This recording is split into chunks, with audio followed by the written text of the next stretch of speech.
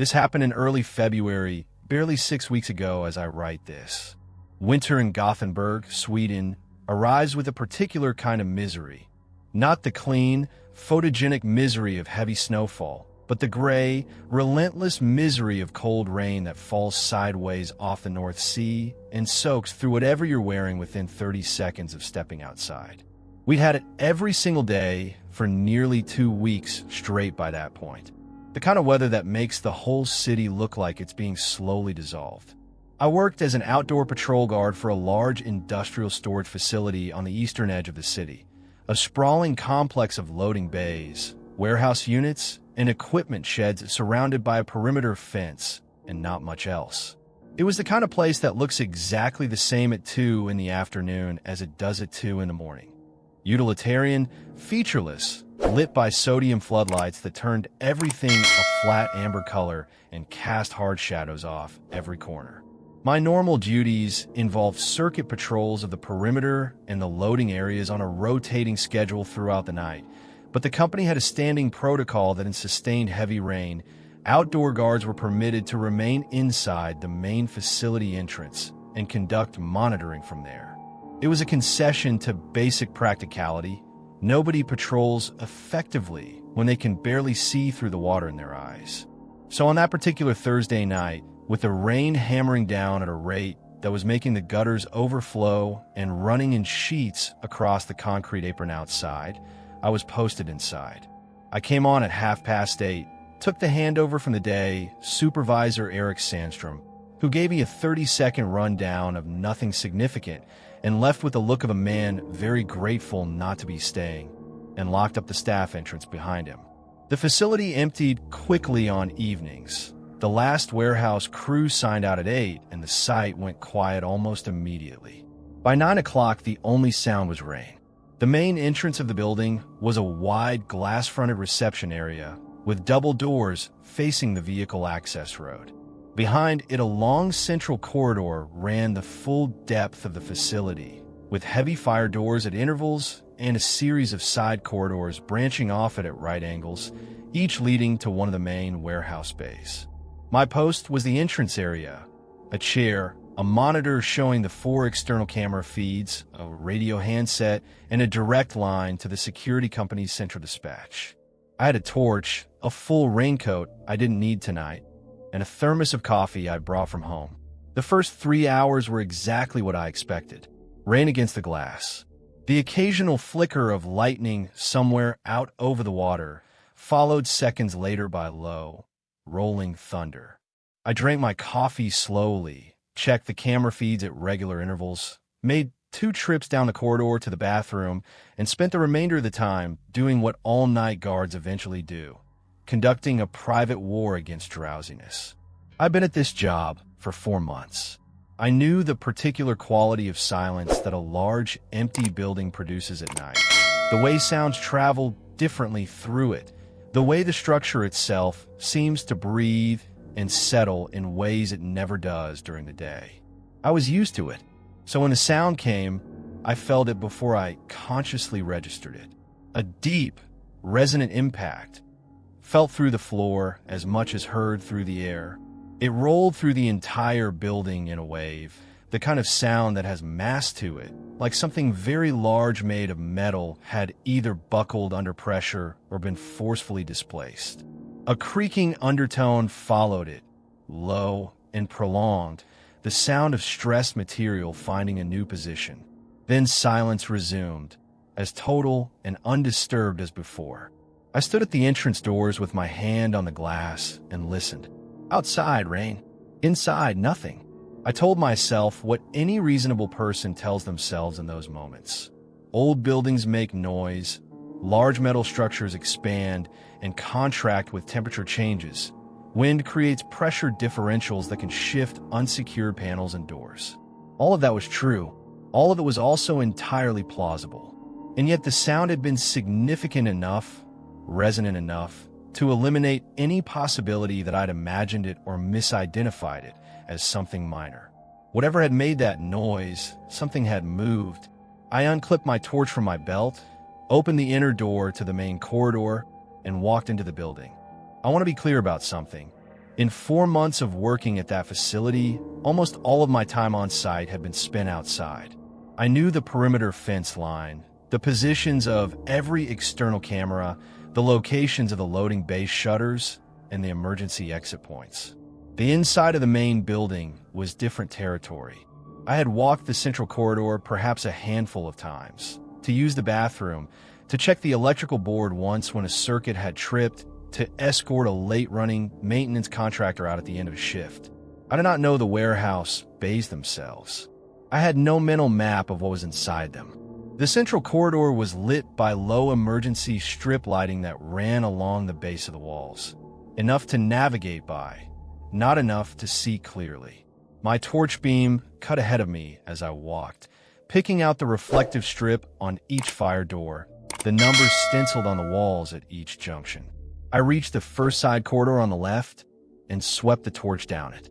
A closed fire door at the far end, padlocked. The second on the right, same. Third on the left, fourth on the right. All closed, all apparently undisturbed. At the far end of the main corridor, where it terminated in a solid wall with a final fire door set into it, I stopped.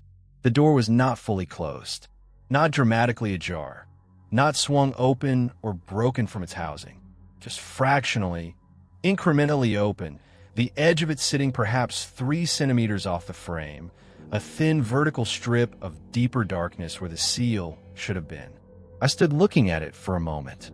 I genuinely could not tell you whether it had been left that way by the last person through it or whether something had changed it more recently. I had no reference point. I had never been down here before. I crossed to it, took hold of the handle, and pushed it fully open. The warehouse bay beyond was enormous. The torch beam, which could comfortably illuminate the full width of any normal room, barely reached the far wall. Ceiling height, perhaps 12 meters. Floor space the size of a football pitch, filled with towering shelving racks running in parallel rows from front to back. The racks were loaded with palletized goods wrapped in industrial stretch film. And between each row was a corridor of shadow that the torch could only partially penetrate. The air inside was cooler than the corridor and smelled of machine oil and cardboard. I stood in the doorway and swept the beam left and right across the front section of the space. "Hello." My voice left me and traveled out into the bay and came back changed, flattened by the scale of the space, absorbed by the shelving, the word returning to me smaller and more uncertain than I'd intended it. I waited, listened, nothing. I had already begun to step back, already begun to compose the sensible conclusion. The sound had been structural. The door had been left open by the evening crew. There was nothing here when I heard it. It was close, closer than made any sense given the size of the space. Somewhere within the first few rows of shelving, off to my right, no more than 10 or 15 meters away. A sound that occupied an uncomfortable space between two possibilities. It could have been a man murmuring quietly to himself, or it could have been a man softly, privately laughing. I could not determine which. I could not determine words or tone or anything beyond the fact that it was human and it was there and it was deliberate. Not accidental sound, not involuntary sound, but the sound of someone who was aware of me and choosing what to produce. Every part of me went cold. Is somebody in here? I kept my voice level with some effort. This is a restricted facility. You need to identify yourself. A pause. The rain on the roof, steady and indifferent. Then a voice, low and unhurried. Come here. 2 words, softly delivered, almost gently, from somewhere in the darkness among the racks. I didn't move. What? The voice again, fractionally louder, the same flat tone. Come here. No urgency. No explanation. No context of any kind. Just those 2 words repeated, offered from the dark like an invitation. I stood in the doorway for perhaps 2 full seconds after the second repetition. My torch beam was angled into the space, but picking up nothing. Rows of shelving, shadows between them. The pale wraparound of the stretch film on the pallets. Whoever was in there, They were positioned precisely far enough into the rows to remain invisible while being close enough to be heard clearly. That positioning was not accidental. I pulled the door shut. I walked back down the corridor at pace, not running, because running felt like it might invite something, but moving with a purpose I hadn't had on the way in. At the entrance area, I picked up the radio and contacted dispatch, gave them the situation concisely. Unknown individual inside the main warehouse bay. Verbal contact made, identity unknown. Dispatch escalated it to the police immediately. I unlocked the front doors, stepped outside into the rain, and stood on the wet concrete apron while clear of the entrance, watching the glass doors and listening to the rain and waiting. The first patrol car arrived in under 8 minutes. 2 officers went in through the front while a third waited outside. They were inside for perhaps 12 minutes. They came out alone. The footage, when dispatch and the police reviewed it the following morning, showed a man in his early to mid-50s entering the facility through a gap in one of the rear garage panels, a section of the corrugated sheeting that had partially detached from its fixing bolts along the bottom edge, creating a gap wide enough to squeeze through at floor level. The timestamp put his entry at just after 11, roughly 45 minutes before I'd heard the sound from the corridor. He had spent that time making his way through the rear sections of the building and into the bay where I found the door open. He was carrying something in his right hand throughout the footage. The image quality from the internal cameras was not high, and the analysts were careful about stating it definitively, but the consensus was that it was a blade of some kind, a fixed blade tool or knife held loosely at his side. He exited through the same rear panel gap approximately 4 minutes after I closed the warehouse door and left through the front entrance. The footage showed him pausing briefly at the gap before squeezing back through, turning once to look back into the building, and then disappearing into the rain outside, where the external cameras lost him in the darkness beyond the floodlight range. What he had come for, nobody established with any certainty. Nothing in the bay appeared to have been disturbed or taken. What he had intended by calling me into the darkness among those shelving rows, nobody said aloud, though the officers exchanged a look when the section of footage showing the knife was reviewed that told me everything I needed to understand about the range of possibilities. I completed that shift and the one after it because I didn't know what else to do. On the third day, I rang the security company, explained that I was resigning my position, and asked whether my final pay could be processed by bank transfer so I wouldn't need to return to collect anything in person. They were understanding about it. Most people in the industry, I think, have their version of a night they don't go back from. That was mine.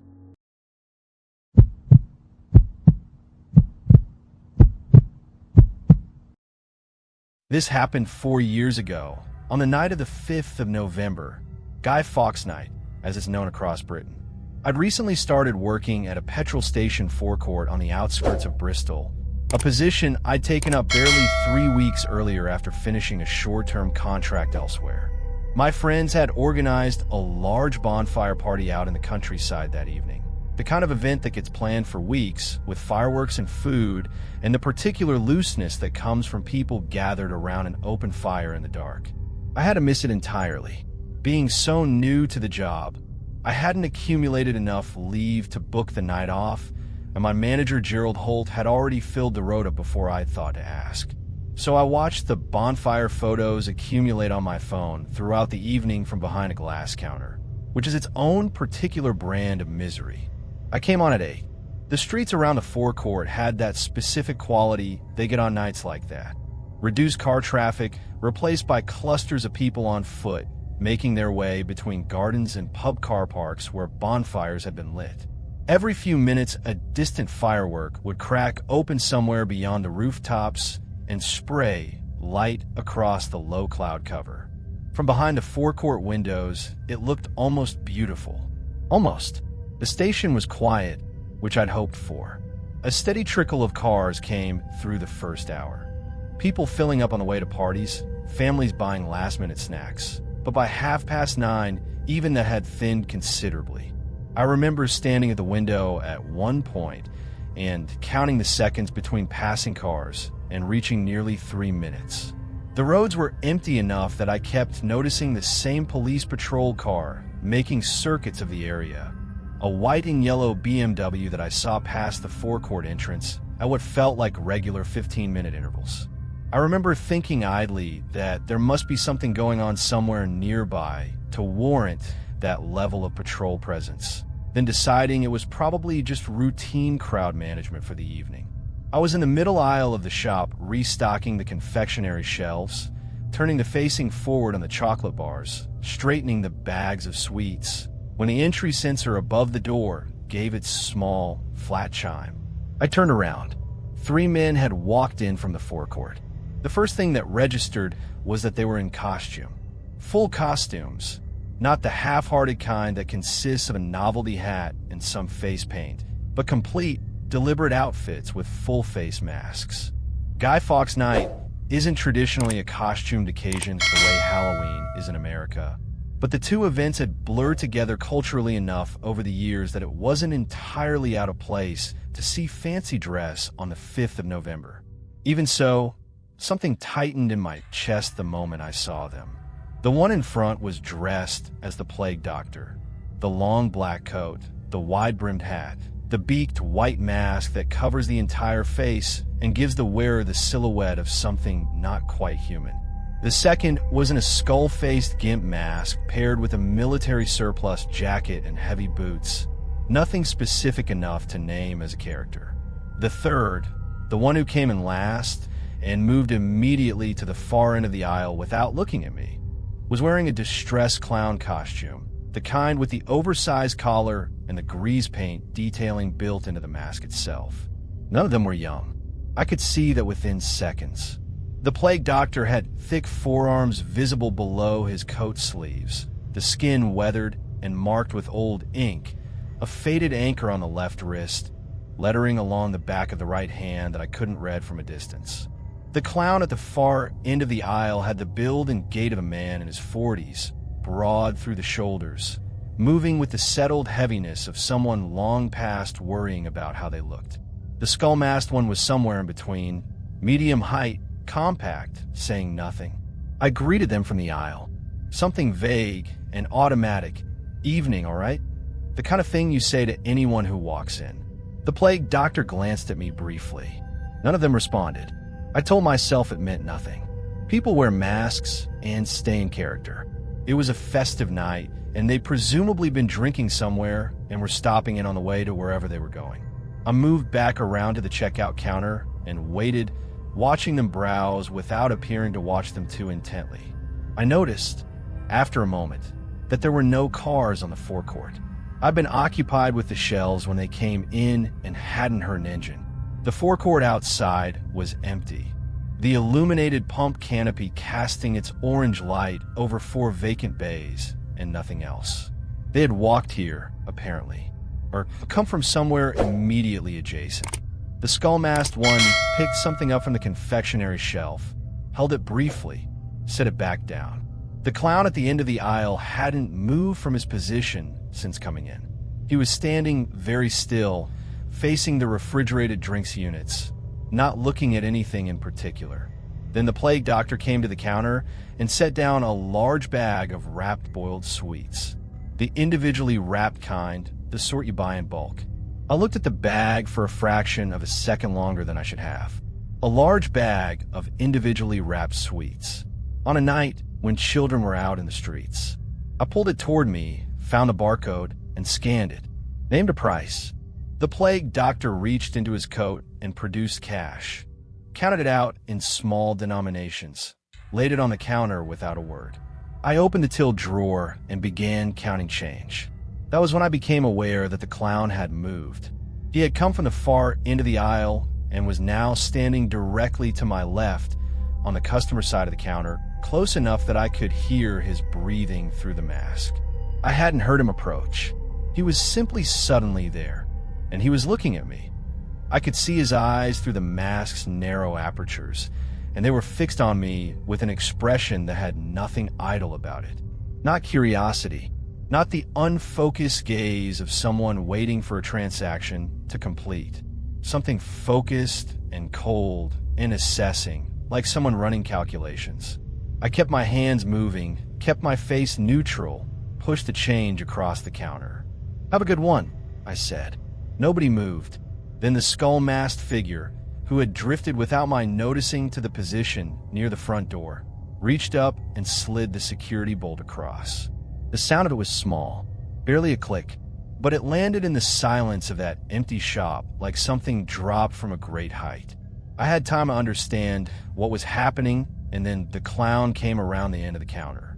He moved fast and with complete certainty, the way people move when they've rehearsed something. I had just enough time to take a single step backward before he hit me in the chest with both hands, and I went down hard onto the floor behind the counter, catching my elbow on the edge of the shelf unit on the way down. The impact knocked the air out of me. I lay there for a second staring up at the strip lighting. I told them calmly, or as close to calmly as I could manage while winded and on the floor, that the till was right there, that I wouldn't do anything to stop them, that they could take whatever they wanted from the register. I kept my voice level. I've been told in a workplace safety course once that compliance reduces escalation. I was trying very hard to believe that. The plague doctor stepped past the register without looking at it. They weren't interested in the register. The skull-masked one produced a set of cable ties from his jacket pocket, the heavy-duty kind, the black ones, and crouched down beside me. I don't think I fully processed what was happening until I felt the plastic tighten around my wrists. Then I understood with total clarity that this was not a robbery. They hauled me upright. I tried to think about what I knew. 3 of them, one way in and one way out, bolt on the door, no cars on the forecourt. I tried to think about the patrol car I'd seen circling every 15 minutes. I tried to calculate when it had last gone past and how long until it came back. The skull-masked one checked the forecourt through the door, then the 3 of them moved me out through the entrance in a cluster, positioning me between them so that from a distance I would have been difficult to distinguish from the group. The night air hit me immediately. Fireworks somewhere to the south, a low bloom of red and gold against the clouds. At the far edge of the parking lot, half on the verge and half on the grass, sat a large, dark-colored estate car with the engine off and no lights on. I hadn't seen it from inside because the angle of the forecourt canopy had blocked the sight line. They were moving me toward it. We were perhaps 8 meters from the edge of the tarmac when the light came. White and intensely bright, swinging across the forecourt from the road junction. A patrol car turning in with its full beams running, the light washing over all 4 of us simultaneously and throwing hard shadows toward the building. The 3 men stopped. There was a pause that lasted perhaps 1 second, in which I felt the grip on my arm slacken slightly, as though a decision was being made in real time. Then they dropped me, literally let go and stepped away, and I stumbled and went down onto one knee on the tarmac, and all 3 of them ran for the estate car. The patrol car was already accelerating toward them across the forecourt. The estate car's engine turned over twice without catching. I heard it from where I was kneeling on the ground, the starter motor grinding and failing, and I heard the officer on the radio calling for backup before he'd even fully stopped the car. The 3 men were still trying to get the engine started when the officer reached them. Backup arrived within 30 seconds, 2 cars coming in from different directions, and all 3 were out of the vehicle and on the ground before another minute had passed. The reason the patrol car had been running circuits of that area all evening, I learned afterward, was a report that had come in around 7 o'clock from a resident 2 streets away. A group of men in full Halloween-style costumes had been seen on the pavement near a primary school at the end of the road, approaching children who were out trick-or-treating with their families, offering sweets from a bag, attempting to steer children away from the group and further down the street. A parent had confronted them, and they'd moved on, but the report had been taken seriously enough to put a car on the area for the rest of the evening. The individually wrapped sweets from the counter of our shop, the children on the street. None of the 3 men said anything substantive during questioning, from what I was eventually told. No confession, no explanation, no stated motive. What they'd intended to do with the children they'd tried to draw away, or with me, was never formally established. I've thought about it a great deal since then, about what would have happened if Gerald Holt had been working that shift instead of me, about what was in that estate car and what I would have found when it stopped moving, about the timing, a patrol car on a 15-minute circuit, and the particular minute it chose to turn into that forecourt. I kept the job for another 2 months, then left for something with daylight hours. I don't regret that decision in the slightest, but I do think about the timing. I think about it more than I probably should.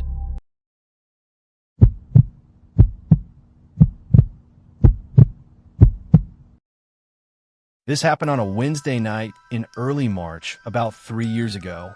I was 19 at the time and working part-time as a delivery driver for a small burger and wrap place called the Copper Grill in Limerick, Ireland, a city that has its rough edges, but that I'd grown up in and knew well enough to navigate without a second thought. The job was straightforward. Take the order, plug in the address, drive there, collect the cash or confirm the card payment, drive back. Most nights, it amounted to maybe 6 or 7 runs between 6 in the evening and midnight, with long stretches of nothing in between. I've been doing it for about 4 months by then and had developed that particular autopilot quality that comes from repeating the same sequence of actions enough times that your hands and feet do the work while your mind drifts somewhere else entirely. It was close to 11:30 when I picked up what turned out to be the last order of the night. I grabbed the bag from the pass, noted the address, somewhere in a residential area to the southeast of the city that I vaguely recognized from previous runs, and headed out to my car. The city at that hour was quiet in the particular way it gets on weeknights, when a weekend crowd has gone home and the streets belong to taxis and the occasional insomniac. I had the heating on and a playlist running low through the speakers, and I was doing what I usually did on a late run, which was precisely nothing except drive and let the music carry me from one set of traffic lights to the next. I was on one of the wider approach roads heading southeast when I reached the first set of lights and stopped on red. There was nobody else at the junction. The road in both directions was completely empty. No headlights approaching, no movement, nothing. Just the amber glow of the traffic light above me reflected in the damp tarmac and the sound of my engine idling. I sat there for what felt like longer than usual. The light stayed red. I checked the time on the dash and watched a full minute tick over without the sequence changing, which was unusual enough to register. Some lights in Limerick run on vehicle sensors, and when there's nothing to detect, they default to a long hold. I assumed that was what was happening and sat back and waited. Then a car pulled up alongside me on the left. I glanced over the way you instinctively do when another vehicle appears in your peripheral vision, and then I looked away again just as quickly, not wanting to fall into that awkward sustained eye contact that can happen when two drivers end up stationary beside each other on an empty road. What I clocked in that brief sideward glance was enough to make me look back a second time, though not obviously, just a slow turn of the head like I was checking my mirror. The car was dark, black, or very close to it. A saloon, older model, something boxy and nondescript that I couldn't place confidently as any particular make. But what stuck with me was the windows. The tinting was so heavy that they were essentially opaque. Not the normal kind of light privacy film you see occasionally, the kind that's just slightly darker than standard glass. These windows reflected the traffic light above us like mirrors. I couldn't see anything through them. Not a silhouette, not the faint outline of a dashboard, not the glow of an interior light. Nothing. Just my own distorted reflection looking back at me from their passenger window. The light changed to green. I pulled away. The black car didn't move. I watched it in my rearview mirror as I accelerated down the road. It stayed where it was at the junction, sitting at the green light, not going anywhere. I drove on for another few seconds, watching the reflection get smaller, and then I rounded a slight curve and it disappeared from view. I filed it away under odd, but meaningless, and turned my attention back to the GPS. The address took me off the main road and onto a narrow residential lane that I didn't recognize from any previous delivery. The GPS announced my destination was 200 meters ahead, and I slowed down to navigate carefully, the road narrowing as I went. What met me was strange enough to make me take my foot off the accelerator entirely. The lane was a dead end. I could see that immediately from the way the road terminated in a turning circle at the far end, lit faintly by a single working street lamp. On either side of the lane were houses, perhaps a dozen of them in total, running in a neat line from the junction down to the turning circle. They were well-built, solid-looking properties, rendered walls in light gray, double-glazed windows, neat front gardens with low brick borders, driveways with smooth tarmac. Not old, not run down, not neglected. They looked exactly like the kind of street that should be full of family cars and lighted windows and the blue flicker of televisions. Every single house was completely dark. Not one window showed any light at all. Not a hallway bulb, not a bedside lamp left on, not the standby glow of a television or a charging phone on a windowsill. Every property was sealed and lightless, presenting blank, dark faces to the lane as though the whole street had agreed to participate in some collective blackout. I sat in my car at the junction with the engine running and looked at all of it for a moment. My first instinct was that these were unoccupied properties, but they were too well maintained for that. Abandoned houses go to seed quickly. These ones looked as though someone had mowed the lawns recently. I found the house number I needed, second from the end on the right, and pulled up to the curb. Same as all the others. Dark, silent, completely still. I got out with the delivery bag and walked up the short path to the front door. The porch was unlit. I knocked twice and waited. No sound from inside. No movement. No voice. No approaching footsteps. I knocked again, harder. Still nothing. The street around me was so quiet I could hear the faint hiss of the street lamp at the end of the lane. I looked down at the ordered ticket again, double-checked the house number, and confirmed I was at the right address. Then I knocked a third time and leaned slightly toward the door. And as I did, I noticed it wasn't properly seated in its frame. There was a gap along the latch side, perhaps a centimeter of space where the door had been pulled almost, but not fully closed. No lock engaged. I put the back of my knuckles against it gently, and it swung inward several inches on its own. "Hello." I called into the gap. "Delivery from the Copper Grill. Anyone home?" The silence that came back was total. I pushed the door open a little further and looked inside. A hallway, bare floorboards, bare walls. No coat hooks, no shoe rack, no furniture of any kind. The room visible at the end of the hall was equally empty. Nothing on the floor, nothing on the walls, a window at the far end with no curtains or blinds. The whole interior had the unlived-in, echoic quality of a space that had never been occupied. And after a few seconds, something came through the open door that confirmed it. The thin, unmistakable smell of undisturbed dust and stale air, the specific atmosphere of a sealed room that hasn't had fresh air through it in a long time. I pulled the door shut, stepped back off the porch, and stood on the path for a moment. New builds. That was what I was looking at. A whole street of newly completed, unoccupied houses, not yet sold or inhabited, sitting finished and empty and dark. Whoever had placed the order had given me this address deliberately. I turned and walked back down the path toward my car. That was when I saw it. 3 houses back up the lane, parked tight against the curb in a gap between driveways, was a dark-colored saloon car. No headlights. Engine presumably off. It had not been there when I'd driven in.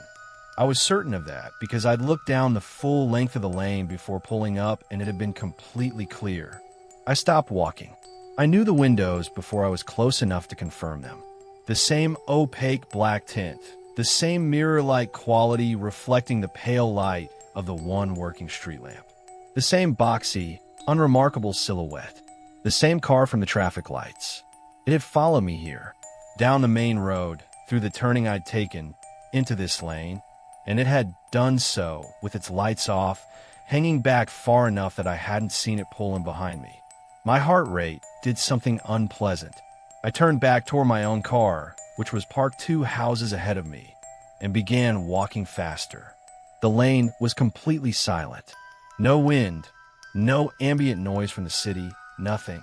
Just my own footsteps on the pavement. I reached my car and went to the driver's door, and something made me stop. Some instinct, some peripheral flicker that I couldn't immediately name, made me pause with my hand on the door handle and look at the car rather than simply get in. I looked through the driver's window first.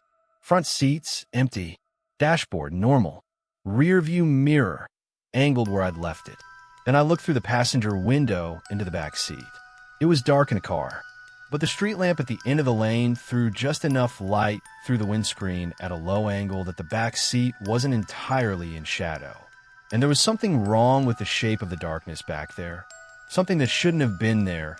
Something with dimension and mass that interrupted the clean silhouette of the seat back and the rear window.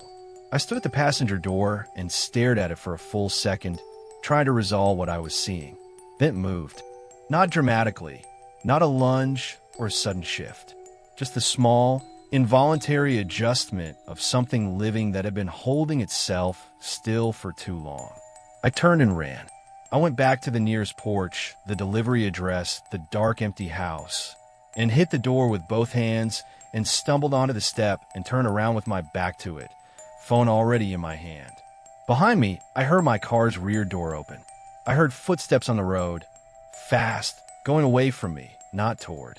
I pressed myself against the door and watched a figure in dark clothing sprint down the lane in the direction of the black car, running without looking back, covering the ground in seconds. A car door opened and closed. An engine started. Headlights came on. The first time I'd seen that car's lights at all, and it pulled out of the lane and disappeared onto the main road. I called the emergency number from the porch and stayed exactly where I was until the patrol car arrived 8 minutes later. The officers who responded were calm and methodical in the way that people who deal with this kind of thing regularly tend to be. They confirmed what I'd already worked out about the street. A development of new-build properties, fully constructed but not yet marketed for sale, the site technically still under the management of the development company. Nobody was supposed to be there. Nobody had placed any legitimate order from any of these addresses. What I wasn't prepared for was what came next. The older of the two officers, a woman named Garda Fiona Cleary, told me that this was not the first report they'd received in the past 2 weeks matching this pattern. There had been 3 others, delivery drivers, different companies, different parts of the city. An order placed using a false name, a residential address that turned out to be unoccupied or fictional, and on at least 2 of those occasions a vehicle reported following the driver to the location. On those previous incidents, the drivers had noticed the following car and left before anything had happened. Mine was the first case in which someone had actually gained access to the delivery vehicle.